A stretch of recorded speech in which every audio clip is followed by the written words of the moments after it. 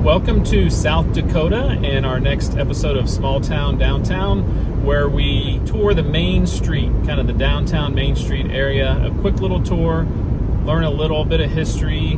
The towns are usually less than 5,000 in population. They're incorporated towns. And at the end of the video, we rank them from, best to worst, I guess you'd call it. Although most of the time, the 10 towns I picked always have something appealing to it. So keep track of your favorites. We'll see if we agree or disagree at the end, and let's go ahead and get started.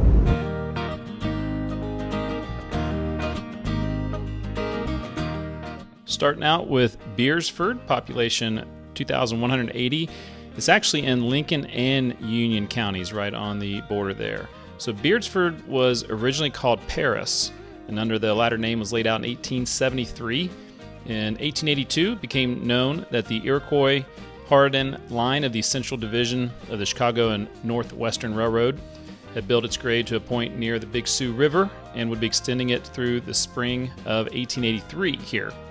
Paris was renamed Beresford after Lord Beresford by English capitalists interested in the railroad. Then they incorporated in 1884. You can see the population, pretty small there, 494 in 1890.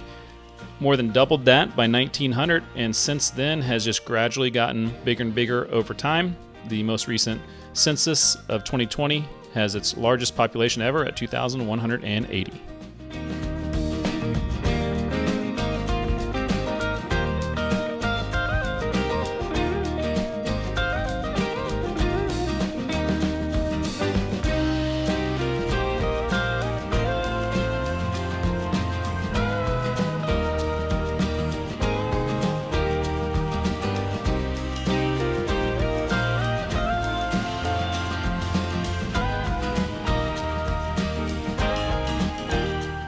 Next up is Howard in Minor County, population 848.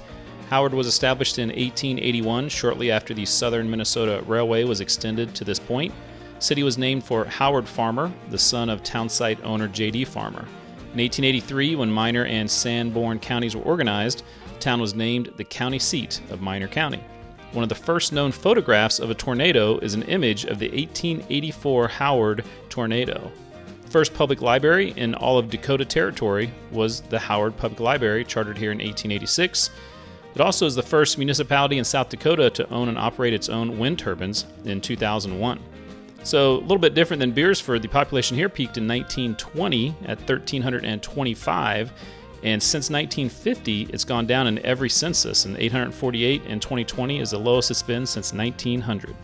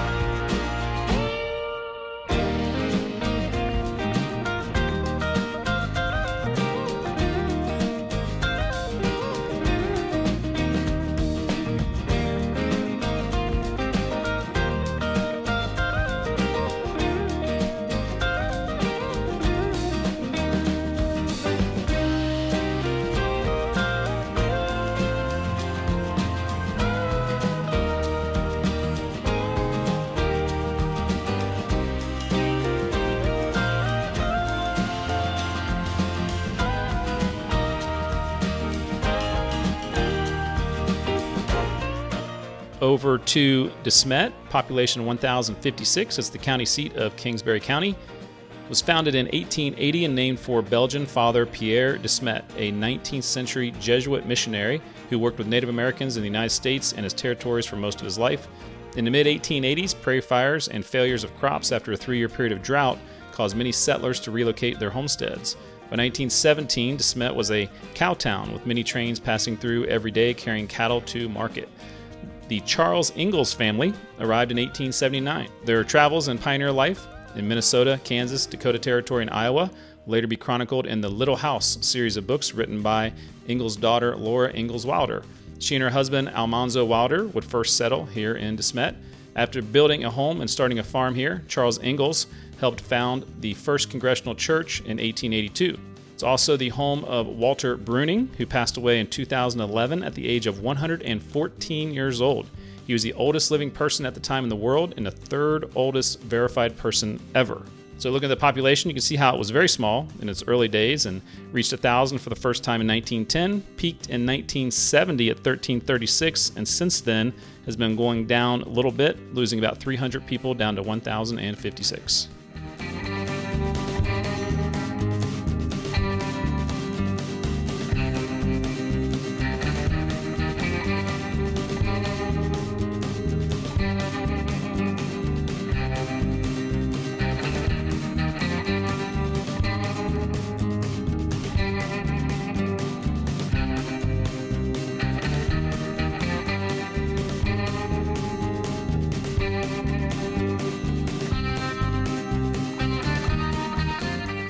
Over to another county seat. This is Hayti, population 393, is the county seat of Hamlin County. Post office opened here in 1882. The community's name is traditionally connected to the pioneer practice of tying bundles of hay for use as prairie fuel, which became Hayti, H-A-Y-T-I, when recorded by the post office. It wasn't platted until 1907 when the South Dakota Central Railway was built through the area. Town won an election to become the county seat in 1910, taking the title from the previous county seat of Castlewood. Castlewood sued to keep the county seat, won the case. Then in 1914, a second election gave Hayti the county seat for good. It's always been a pretty small town.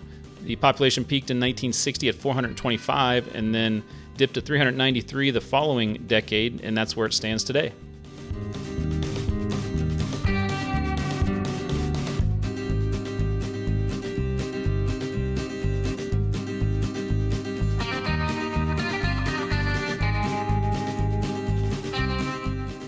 Milbank has a population of 3,544 and is the county seat of Grant County. It was founded in 1880 when the Chicago, Milwaukee, and St. Paul Railway first laid rails into South Dakota. It was named in honor of Railroad Director Jeremiah Milbank. It was incorporated in 1881. Milbank is the birthplace of American Legion baseball. The program was created here in 1925 and is enjoyed by high school-age youth on more than 5,000 teams in all 50 states. The current head football coach from the University of Alabama, Kalen DeBoer, is from Milbank, as well as Tom Patterson, who founded the Tommy John Company in 2008. Population increased steadily throughout the decades and peaked in 1980 at 4,120. Since then, it's lost about 600 of that population down to 3,544.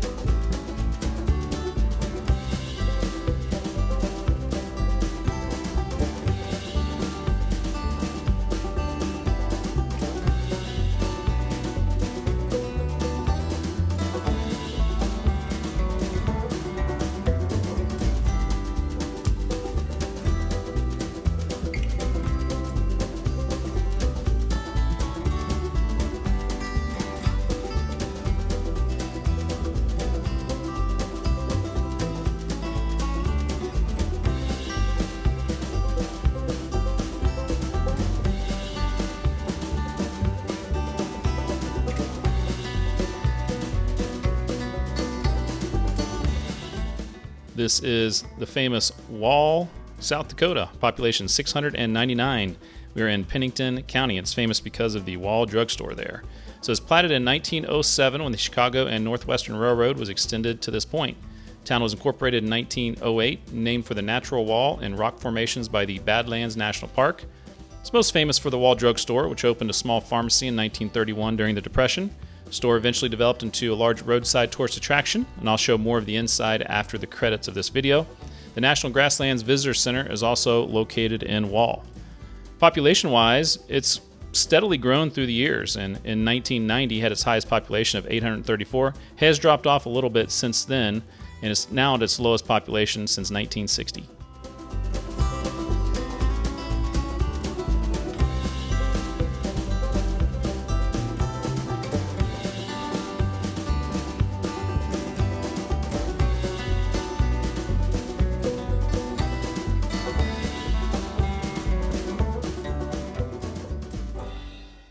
This is Piedmont, population 971 in Meade County.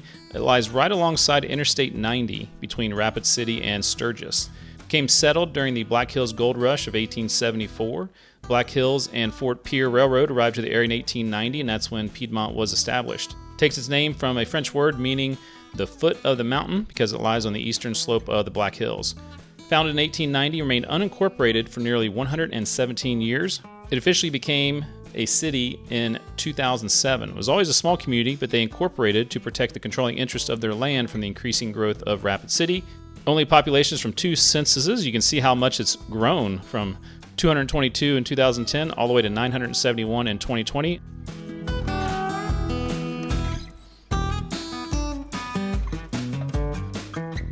This is Lead, population 2,982 in Lawrence County. We're just southwest of the city of Deadwood.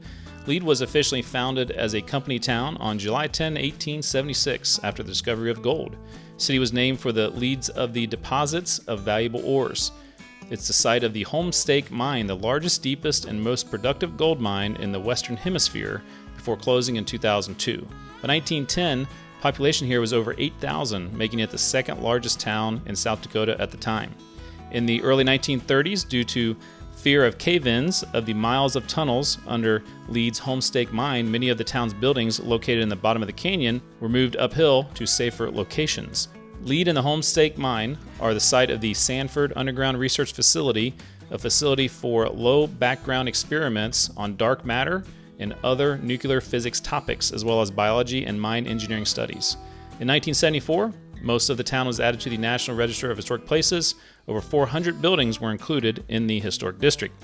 You can see there how the population did peak in 1910, dropped off dramatically, but then built itself back up over 7,000 by 1940, and it's been a steady decline ever since. And 2982 is the lowest it's been since 1890.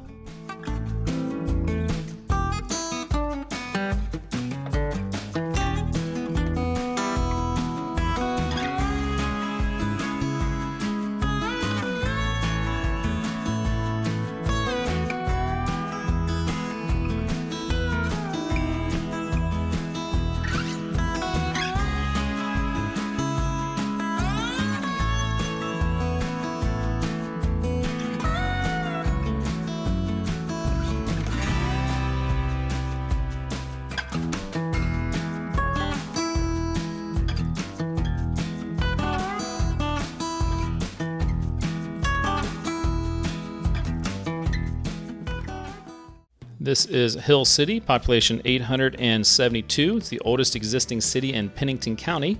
Post office dating back to 1877. Known as the Heart of the Hills from its proximity to both the geographical center of the Black Hills and the local tourist destinations. The city has its roots in the Black Hills mining rush in the 1870s, almost became a ghost town when miners relocated to the northern Black Hills after discovery of gold there. Fortunately for Hill City, tin mining became dominant in the 1880s, led to an influx of people into the area. The railroad arrived in 1893. As the mining industry waned, tourism and timber became increasingly important to the area. In 1939, a fire started 10 miles outside of Hill City. Among those who battled the blaze was Hill City High School's entire basketball squad, as well as several teachers and administrators. The school team name thus became the Hill City Rangers, and was privileged as the only school district in the United States allowed to use Smokey Bear as its official mascot. The creation of Mount Rushmore and Crazy Horse led to an increase in tourism in the area, as well as Custer State Park and the Sturgis Motorcycle Rally. In recent years, the city has diversified, featuring several art studios and festivals. Population kind of up and down through the years. You can see 602 in 1900, dropped way off, down in the 2 to 400 range, built itself back up to 948 in 2010, and dipped just a little bit down to 872 in 2020.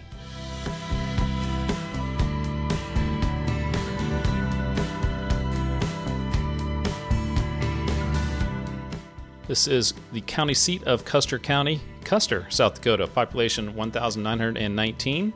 For thousands of years, the Black Hills have been part of the territory of varying tribes of indigenous peoples. They were within historical territory of the Sioux at the time of the United States encounter, and within the Great Sioux Reservation established by the U.S. Treaty of Fort Laramie in 1868.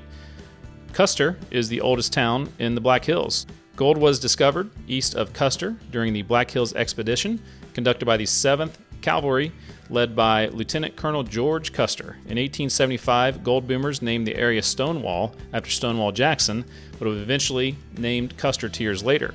It was almost abandoned in 1876 after word of much larger gold strikes in Deadwood. After increasingly violent confrontations, the U.S. government forced the Sioux to cede much of the Black Hills in 1877 and opened the land for individual purchases and settlement. In addition to gold, Custer based their economy on the extraction of industrial minerals, which are still important to the regional economy. Looking at the population, it was fairly small in the first 50 years and then jumped up over 1,000. And then since 1940, it's been pretty steady. Gone over 2,000 a few times, but settled in here at 1919.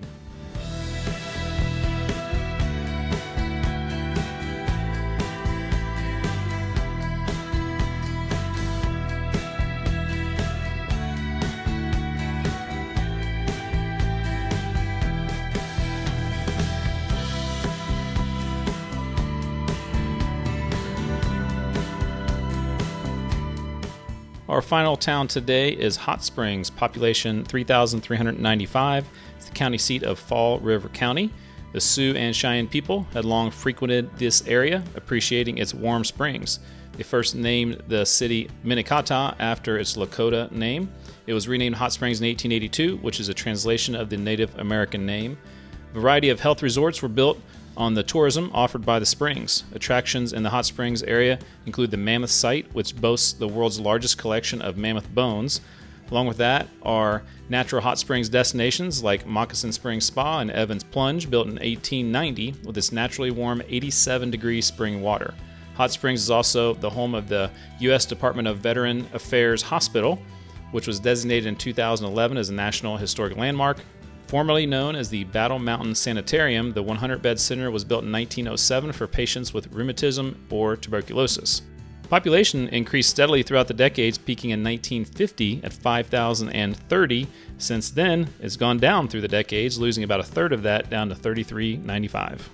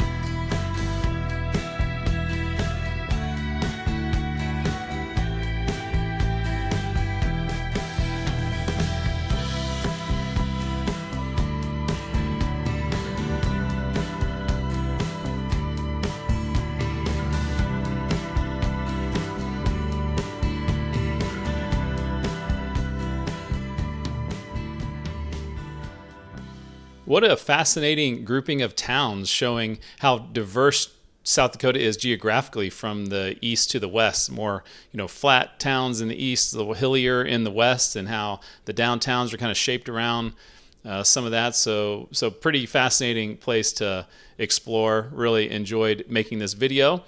And what was your favorite? Did you have a top choice? So mine was really difficult. It came down to two of them that I went back and forth deciding on, and I decided to go with my top choice of Hot Springs, the very last video that we showed, the very last town that we showed, I should say.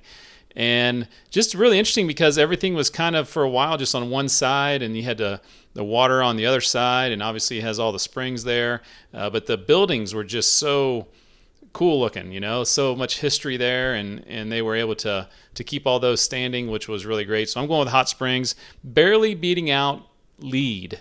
And I think that Lead is probably a little forgotten out there in the Black Hills because Deadwood is just up the road, which, by the way, I'm going to have a video about Deadwood coming up in the future. If you're wondering why Deadwood wasn't on this video, or Sturgis, which I did a video about previously. And but Lead was really interesting too. Now you're going kind of down the hill through the town, and really, really interesting. You see how it used to be a lot bigger than it is today. And the third one, I'm gonna go to the other side of the state over to Milbank, and that'll be my number 3 choice. They had an old theater that was very cool. Their county seat courthouse had a dome on it, which is kind of rare for a county seat, so really like that a lot too. So what was your top picks? Here's my entire list of 1 through 11. Really had fun making this video. Hope you enjoyed watching it. In the comments, put your rankings or your top couple choices. I'd really love to hear from you about that. And next time, I will see you down a back road.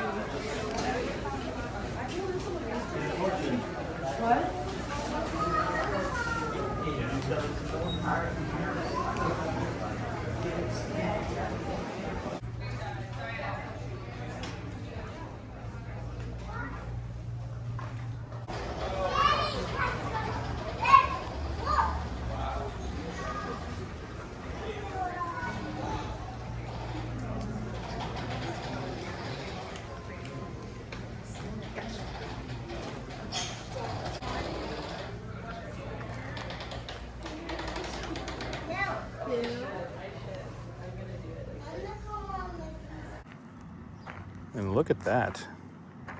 I've never seen something that looks like that. What is this?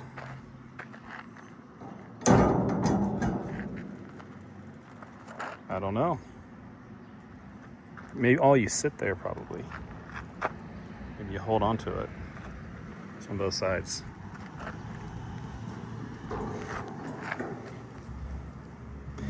It's heavy,